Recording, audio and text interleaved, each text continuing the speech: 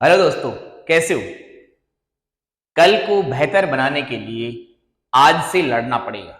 आज अपन इस वीडियो में डिस्कस करेंगे ट्रांसपोर्टेशन इन प्लांट। प्लांट में किस तरीके से खाना एक जगह से दूसरी जगह पहुंच जाता है। प्लांट में खाना बनाने के लिए रॉ मटेरियल नीचे से ऊपर पहुंच जाता है, मतलब रूट से शूट में पहुंच जाता है खाना। उनके बारे में एक एक करके बात करते हैं अपन। और अपन यहाँ पे जो चीजें पढ़ने वाले हैं उनका मोस्ट ऑफ इंपोर्टेंट पार्ट, जो बेसिक पार्ट था, वो अपन ने 9th क्लास में पढ़ा है। आपको याद होगा टिश्यू वाले चैप्टर में आपने जाइलम फ्लोएम पढ़ा था। वो जाइलम फ्लोएम की यहाँ पे बात करेंगे और एक एक करके ये बात कर लेंगे कि हाँ, इस तरीके से खाना या फिर इस तरीके से रॉ मटेरियल प्लांट में ट्रांसपोर्ट हो रहा होता है। किसको क्या काम दिया गया, एक एक करके आइएगा। इसमें जो मेन टॉपिक है वो ये डिस्कस करने वाले हैं कि ट्रांसपोर्टेशन रॉ मटेरियल का कैसे होता है, ट्रांसपोर्टेशन खाना बन गया है उसका कैसे होता है, इनके बारे में चर्चा करेंगे। और आइएगा, ये मैंने यहाँ पे प्लांट बना रखा है। प्लांट के केस में अगर आपको बेसिक चीजें नहीं पता तो मैं आपको बता देता हूँ। ये वाला जो सरफेस है, इसके नीचे वाले सिस्टम को अपन रूट बोलते हैं। ये रूट सिस्टम है, ये सारी रूट है जिसमें अपन प्राइमरी सेकेंडरी, ये रूट के बारे में नहीं जाना है, लेकिन ये रूट सिस्टम है। और ऊपर वाला जितना भी पार्ट है उसे अपन बोलते हैं सूट। उसे अपन क्या बोलते हैं, सूट सिस्टम। सूट में कौन आएगा, सूट में मेनली अगर अपन बात करें तो स्टेम आ जाएगा, उसके बाद में क्या आ जाएगी, ब्रांच आ जाएगी, और उसके बाद में अगर अपन बात करें तो यहाँ पे आ जाएगी लीफ। बस ये दो तीन बातें हैं जो अपन दिमाग में लेके चलेंगे तो थोड़ी सी ज्यादा क्लियरिटी के साथ में समझ में आएगी चीजें। देखो, रूट सिस्टम और शूट सिस्टम में क्या है, रूट का क्या काम है, शूट का क्या काम है, एक एक करके जानते हैं। प्लांट जो ग्रीन होता है वो किस वजह से होता है, वो आपने फिर से 9th क्लास में सेल वाले चैप्टर में, सेल में क्लोरोप्लास्ट जो होता है, क्लोरोफिल जो पिगमेंट होता है, उसकी वजह से प्लांट ग्रीन होता है। और प्लांट का हर एक पार्ट जो ग्रीन है, वो ग्रीन पार्ट में ही खाना बन रहा होता है। मतलब फोटोसिंथेसिस जो प्रोसेस है वो ग्रीन पार्ट में ही हो रही होती है। तो अपने न्यूट्रिशन वाले टॉपिक में ये भी जान लिया था कि फोटोसिंथेसिस कैसे होता है और खाना कैसे बनता है, वो बातें अपन जान चुके हैं। लेकिन ट्रांसपोर्टेशन कैसे होता है, खाना बनता है, रॉ मटेरियल कैसे पहुंचता है, उनकी तो बात करने आए हैं यहाँ पे। देखना, अब जाइलम फ्लोएम जो मैंने यहाँ पे लिख रखा है, मैंने एक तरीके से इस पूरे प्लांट में, जिस तरीके से अपनी बॉडी में आर्टरीज और वेन का नेटवर्क है, पूरी बॉडी में नेटवर्क फैला हुआ है, उसी तरीके से सेम तरीके से इस प्लांट में भी एक नेटवर्क है, पाइप सिस्टम है। यहाँ पे अपनी बॉडी के पाइप सिस्टम को अपन सर्कुलेटरी सिस्टम और आर्टरी वेन बोल देते हैं। और यहाँ पे जो पाइप सिस्टम लगा हुआ है उसका कहीं ना कहीं नाम है जाइलम और फ्लोएम। एक एक करके मैं आपको बताता हूं क्या काम, नाम से अपन याद रखेंगे कि इस पाइप का क्या काम है। आपको याद रखना है, जाइलम का मतलब होता है लेके जाना, जाइलम से लेके जाना, जाइलम लेके जाएगा। अब लेके किधर से जाएगा और किस तरफ जाएगा, तो एक ही डायरेक्शन याद रखनी है कि जाइलम रूट का जो काम होता है वो होता है वाटर, मेन तो वाटर ही है, उसके बाद में कुछ आयंस, उसके बाद में कुछ मिनरल्स जो इसमें इस सोइल में मिल जाते हैं उसको। उसके अलावा अगर रूट में कुछ हार्मोन प्रोड्यूस होते हैं, हार्मोन प्रोड्यूस भी होते हैं रूट में, जैसे ऑक्सीजन हार्मोन हो गया, ऐसे कुछ हार्मोन है जो रूट में बन जाते हैं। तो हार्मोन की तो थोड़ी सी हायर लेवल की बात होगी, लेकिन ये जो रॉ मटेरियल है ये तो यहाँ पे खाना बनाने के लिए चाहिए। तो ये चीजें अगर यहां से ऊपर पहुंचती तो कैसे पहुंचती है, रूट का जो मेन काम है, देखो ये एक तरीके से मैं आपको 2 मिनट में मैकेनिज्म समझाता हूं होता क्या है। आयंस और जो मिनरल्स जो होते हैं उनको ये प्लांट की जो रूट होती है वो एक्टिवली मतलब एनर्जी खर्च करके इस आयन को और मिनरल को अंदर खींच लेती है। अगर मुझे ये बताओ, इसमें अगर आयन और मिनरल ज्यादा आ जाएंगे तो यहाँ पे कंसंट्रेशन बढ़ेगा कि नहीं बढ़ेगा, तो बिल्कुल इस रीजन में कंसंट्रेशन बढ़ जाएगा। अब अगर इस रीजन में कंसंट्रेशन बढ़ गया तो बाहर के बजाय यहाँ का कंसंट्रेशन ज्यादा हो जाएगा। ज्यादा अगर कंसंट्रेशन यहाँ पे हो गया तो एक तरीके से एक कंसंट्रेशन ग्रेडियंट प्रोड्यूस हो जाएगा, मतलब हायर कंसंट्रेशन सॉल्यूशन का इधर और लोअर कंसंट्रेशन बाहर की ओर। इसलिए क्या होगा, हायर कंसंट्रेशन की ओर वाटर अंदर सिंपल डिफ्यूजन से खींच लिया जाएगा। तो जितना भी इस रूट के सराउंडिंग में वाटर होगा वो सिंपल डिफ्यूजन से इस रूट के अंदर आ जाएगा। और उसके बाद में क्या होता है, उसके बाद में रूट में एक तरीके का प्रेशर जनरेट होता है जिसे अपन रूट प्रेशर बोलते हैं। और उसकी वजह से ये वाटर है, वो जो रॉ मटेरियल है, वो इस जाइलम में ऐसे एंटर कर जाता है।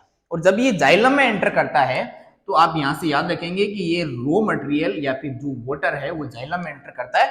तो जाइलम लेके जा रहा है, कैसे लेके जाता है, एक हायर लेवल की थियरी भी है, वो भी मैं आपको बताऊंगा। देखो यहां से रॉ मटेरियल वाटर ऊपर लेके जा रहा है, तो इसका काम है लेके ऊपर जाना। जाइलम का काम है रॉ मटेरियल मिनरल आयंस को लेके ऊपर जाना, ऊपर जाने वाला जाइलम है। बस इतनी बात याद रखनी है। अब जाइलम कहां तक लेके जा रहा है? जहां पे ग्रीन पार्ट में जहां पे खाना बनता है, ये मैंने लीप बनाई है कहीं ना कहीं रेड कलर की, ये ग्रीन होती है वैसे, तो यहाँ पे रॉ मटेरियल ऐसे पहुंच जाता है। तो मैं यहाँ पे कुछ ऐसे लाइन बना देता हूँ। देखो यहां से इस तरीके से रॉ मटेरियल जा रहा है, देखो इस तरीके से मैंने एक पाइप बना दी जिससे रॉ मटेरियल जा रहा है। और भी पाइप बना सकते हैं, जैसे यहां से एक पाइप बना देता हूं मैं ऐसे करके। तो यहां से जो मैंने पाइप बनाई है इस तरीके से आपको दिख जाएगी। देखो इस तरीके से एक पाइप जा रही है जो यहां से रॉ मटेरियल लेके जा रही है। तो रॉ मटेरियल लेके कौन आ रहा है, या फिर रॉ मटेरियल लेके ऊपर कौन जा रहा है? तो वो जा रहा है जाइलम। तो जाइलम के केस में आपको इतना ही याद रखना है कि ये वाटर मिनरल्स और आयंस ऊपर लेके पहुंचा देता है, और ऊपर जब ये पहुंचाता है तो यहां तक इस लीप में जहां पे खाना पक रहा है, जहां पे खाना बन रहा है, वहां तक रॉ मटेरियल की सप्लाई हो जाती है। इतनी बात आपको याद रह जाएगी शायद। अब यहाँ पे कुछ थ्योरी काम करती है कि वाटर की ऐसे चेन कैसे बन जाती है, और खाना किस तरीके से रॉ मटेरियल किस तरीके से ऊपर सप्लाई कर जाता है। उसमें कुछ कोहेसिव फोर्स और कुछ एडेसिव फोर्स काम करते हैं। इनके बारे में आपको नहीं जाना, लेकिन कुछ फोर्स है जो एक वाटर को चेन में कन्वर्ट कर देता है। मतलब वाटर के मॉलिक्यूल के बीच में एक हाइड्रोजन बॉन्ड से क्या बन जाता है, वाटर की चेन बन जाती है, जिससे वाटर कंटिन्यूअसली ऊपर पहुंच रहा होता है। उस चेन का कंटिन्यूएशन किस वजह से होता है उसके बारे में भी अपन बात करेंगे। अब मुझे बताओ, यहां से रॉ मटेरियल ऊपर पहुंच गया, रॉ मटेरियल ऊपर पहुंच गया, तो यहाँ पे खाना बनेगा। खाना बनेगा तो देखना क्या होगा। दूसरी बात, ये प्लांट है कहां पे? तो बोलते हैं तो एनवायरमेंट में एक्सपोज है। ऐसे थोड़ी प्लांट किसी घर में सोया हुआ है, नहीं, तो एनवायरमेंट में रहता है। अगर एनवायरमेंट में रहता है तो मुझे बताओ यहां से सनलाइट आएगी कि नहीं आएगी इस पे? तो अगर ये एनवायरमेंट में है तो यार सनलाइट आएगी, और सनलाइट जब इस पे आएगी मतलब एनर्जी आएगी। एनर्जी आने का मतलब यहां से क्या होगा, यहां से एक तरीके से हीट आएगी, यहां से एक तरीके से टेम्परेचर बढ़ेगा। जैसे अपन बाहर गर्मी में अगर बाहर निकलते हैं और अपनी बॉडी में जब अपनी बॉडी पे जब लाइट आके हिट करती है तो अपनी बॉडी का सरफेस क्या हो जाता है, थोड़ा गर्म हो जाता है, और बॉडी उस टेम्परेचर को जब अंदर एब्जॉर्ब करती है तो बॉडी का टेम्परेचर बढ़ने लग जाता है। और उस टेम्परेचर को डिस्टर्ब करने के लिए, वो टेम्परेचर बाहर का टेम्परेचर काफी होता है, लेकिन अपनी बॉडी उस मैकेनिज्म को एक किस तरीके से मैनेज करती है आपको पता होगा। अपनी बॉडी स्वेटिंग करती है, अपनी बॉडी एक तरीके से वाटर रिलीज करती है। अपनी जो स्वेट ग्लैंड्स है वो एक्टिव हो जाती है, वाटर रिलीज करती है। एक तरीके से अपनी बॉडी सरफेस पे क्या आ जाता है, पानी आ जाता है। जब उस पानी से हवा टकराती है तो वही फीलिंग आती है जैसी कूलर चलने पे आप कूलर के सामने बैठते हैं तो वो पानी जो चल रहा होता है और हवा जब पास हो रही होती है, ऐसा ही अपनी बॉडी का नेचुरल कूलर सिस्टम ये लगा हुआ है। ऐसा का ऐसा सिस्टम यहाँ पे भी है।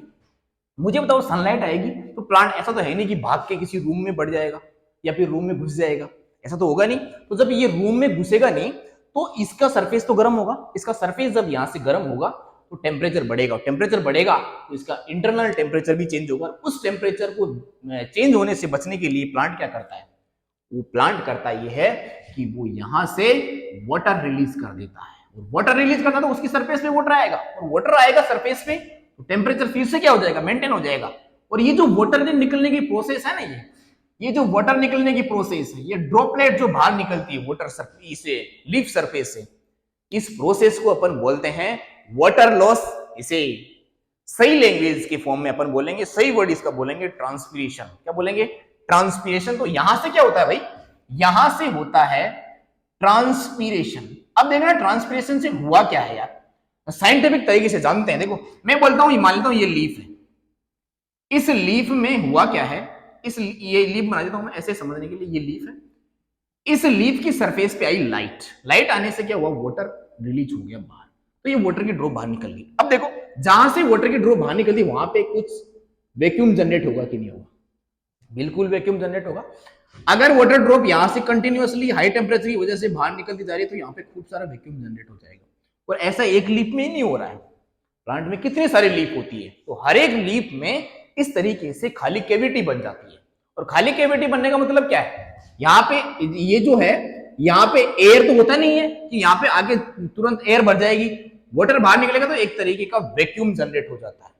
और वैक्यूम जब जनरेट होता है ना, तो रूट में कोई ऐसा वैक्यूम नहीं है, यहां पे वैक्यूम बन गया है। पूरे प्लांट बॉडी में जितनी भी लीफ है, जहां से ट्रांसपिरेशन हो रहा है, जहां से वाटर लॉस हुआ है, वहां पे पूरे प्लांट सिस्टम में क्या बन जाता है, वैक्यूम जनरेट होता है और ये वैक्यूम इतना हाई प्रेशर क्रिएट कर देता है, इतना हाई यहाँ पे प्रेशर ग्रेडियंट बना देता है, जिसकी वजह से क्या होता है, यहाँ का प्रेशर बहुत हाई हो जाता है और यहाँ का प्रेशर बहुत लो हो जाता है। इस वजह से यहाँ पे एक तरीके से वाटर को ऊपर खींच लिया जाता है, एक प्रेशर ग्रेडियंट बन जाता है। और प्रेशर ग्रेडियंट जब बनता है ना, इस तरीके से ट्रांसपिरेशन प्रोसेस होने के बाद में वाटर को नीचे से ऊपर खींच लिया जाता है। ये एक थ्योरी आई थी जिसे अपन बोलते हैं ट्रांसपिरेशन पुल थियरी। ट्रांसपिरेशन का मतलब वाटर ट्रांसपिरेशन की प्रोसेस से प्लांट सरफेस से निकल गया है और जहां से वो निकला वहां पे क्या जनरेट हो गया, वैक्यूम जनरेट हो गया और उसकी वजह से क्या हो गया, एक प्रेशर ग्रेडियंट बन गया और पानी को ऊपर खींच लिया गया है। क्या बात आपको समझ में आई क्या? हाँ, अगर आपको ये बात समझ में आई है तो इसी तरीके से जो बड़े बड़े ट्रीज होते हैं जिनकी हाइट बहुत ज्यादा होती है, 50 फीट, 100 फीट, 100 मीटर, 50 मीटर, ऐसे प्लांट भी होते हैं इस नेचर में। अगर ये रूट में प्रेशर, जो मैंने अभी शुरू में बताया कि रूट प्रेशर से पानी ऊपर पहुंचता है, तो रूट प्रेशर से ज्यादा हाइट तक पानी नहीं पहुंच पाता। तो ये पानी पहुंचने का जो रीजन है वो है ट्रांसपीरेशन की वजह से। ट्रांसपीरेशन से क्या जनरेट होता है, वैक्यूम जनरेट होता है। वैक्यूम जनरेट होने की वजह से क्या होता है, वैक्यूम जनरेट होने की वजह से प्रेशर ग्रेडियंट बनता है और ये मिनरल्स और वाटर लोअर साइड से अपर साइड तक पहुंच जाते हैं। इस तरीके से ट्रांसपीरेशन हो गया और ये ट्रांसपोर्टेशन हो गया रॉ मटेरियल का। अब यहाँ पे चलता है फोटोसिंथेसिस। तो यहाँ पे जो फोटोसिंथेसिस चलता है, तो अब आप सारे बच्चों को बताइए कि फोटोसिंथेसिस का जो रिजल्ट होता है उसमें क्या बनता है भाई, उसमें बनता है ग्लूकोज।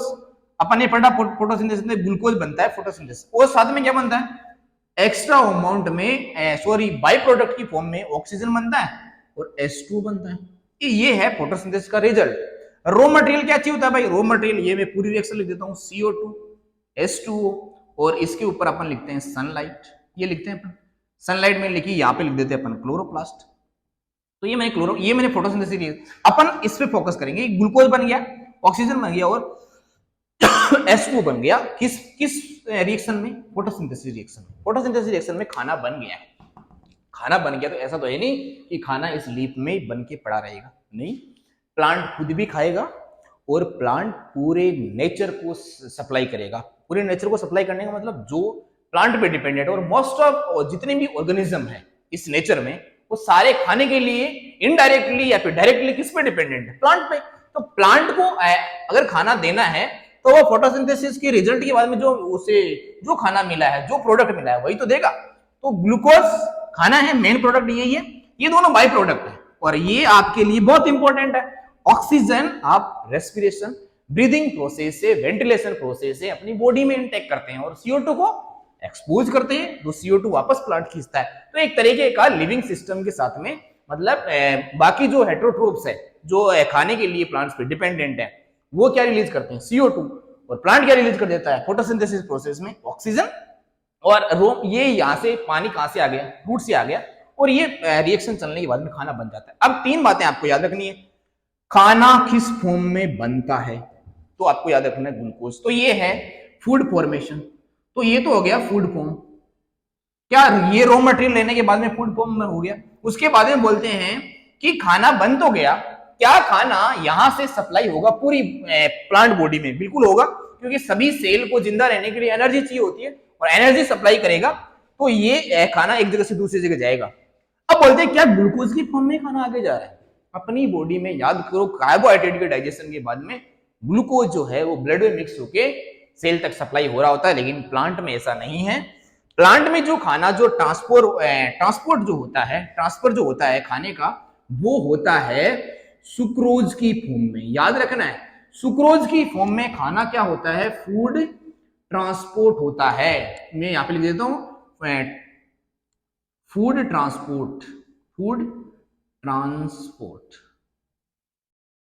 ट्रांसपोर्ट ऐसे मैंने लिख दिया, फूड ट्रांसपोर्ट हो गया। उसके बाद में अगर ग्लूकोज ये सुक्रोज में कन्वर्ट होके एक जगह से दूसरी जगह चला गया, अब बोलते हैं कि अगर खाना प्लांट बॉडी में जितना भी खाना है, मतलब जितनी भी सेल है उन सब तक खाना पहुंच गया, उसके बाद में एक्स्ट्रा अमाउंट में जो खाना होता है उसको क्या प्लांट यहीं पे रखेगा?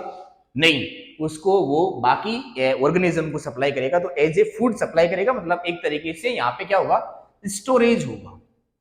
तो स्टोरेज अलग अलग तरीके से होते हैं। स्टोरेज होगा, स्टोरेज लीफ में भी होता है, स्टेम में भी होता है, रूट में भी होता है, अलग अलग तरीके से होता है। लेकिन स्टोरेज होता किस फॉर्म में है तो याद रखेंगे, S for storage, S for storage और एस फॉर स्टार्च, ये याद रखेंगे। स्टार्च की फॉर्म में स्टोर होता है, सुक्रोज की फॉर्म में सप्लाई होती है, सुक्रोज की फॉर्म में सप्लाई, सप्लाई ऐसे तो लिखते हैं अपन सप्लाई, सुक्रोज की फॉर्म में सप्लाई, ग्लूकोज की फॉर्म में फॉर्मेशन, ग्लूकोज की फॉर्म में फॉर्मेशन, ग्लूकोज फॉर्म होता है फोटोसिंथेसिस से, सुक्रोज सप्लाई होता है, स्टोर स्टार्च होता है। याद रखेंगे।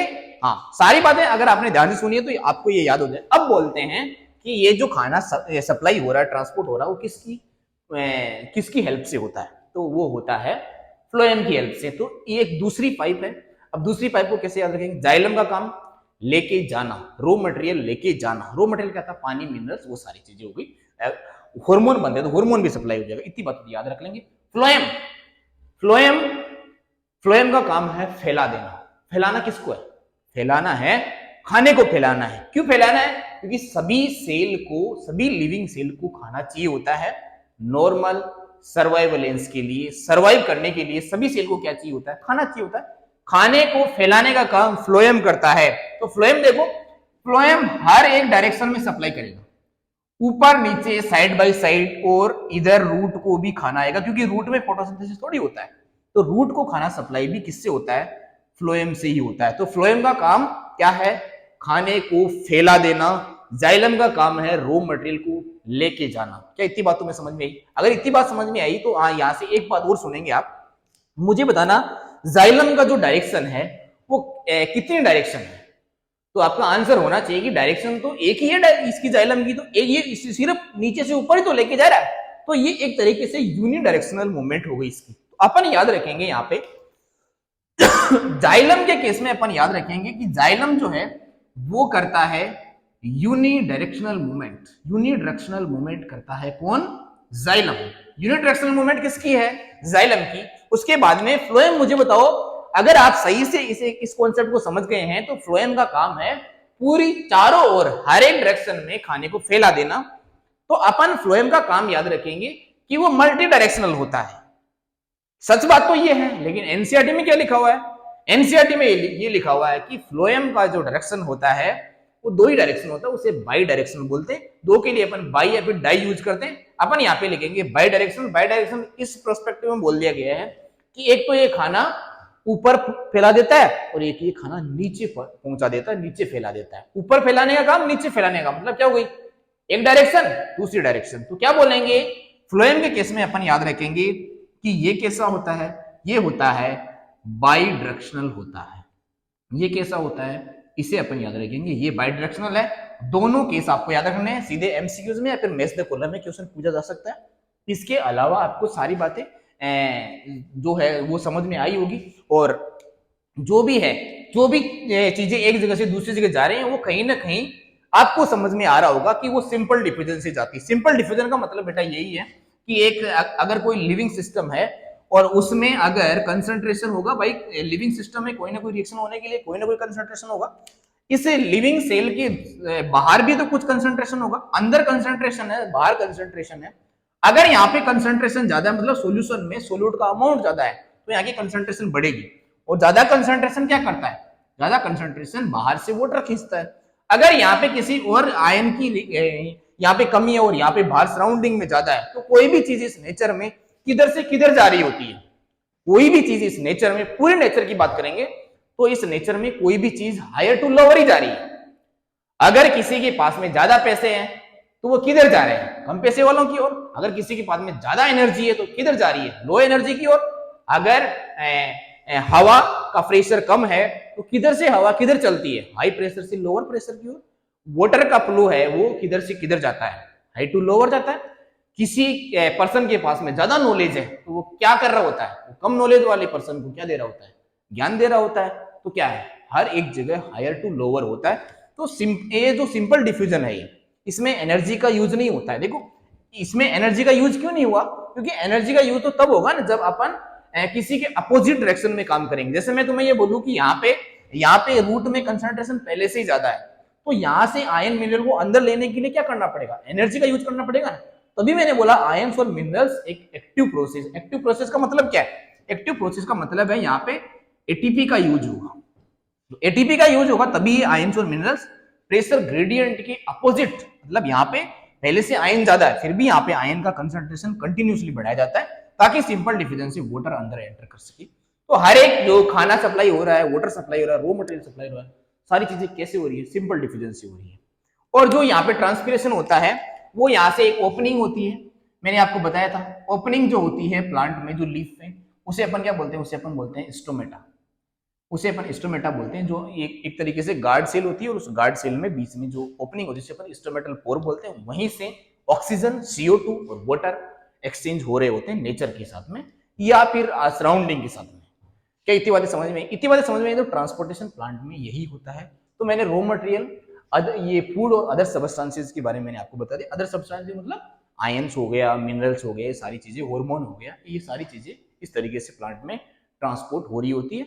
एनिमल जैसा बिल्कुल नहीं है, प्लांट में थोड़ा सा अलग सिस्टम है। कि आपको सारी बातें समझ में आई, सारी बातें समझ में आई। और जहां पे आपको डाउट है तो मुझे आप कमेंट सेक्शन में जरूर पूछिएगा और मुझे बताइएगा कि आपको चीजें जो समझ में आ रही है और कुछ बेटर तरीके से आपको समझ में मैं समझाना चाहूँ तो किस तरीके से आपको ज्यादा बेटर तरीके से समझ में आएगा, या फिर जो मैं समझा रहा हूँ वो ठीक है, तो सारी बातें आप मुझे बता सकते हैं। Okay, thank you.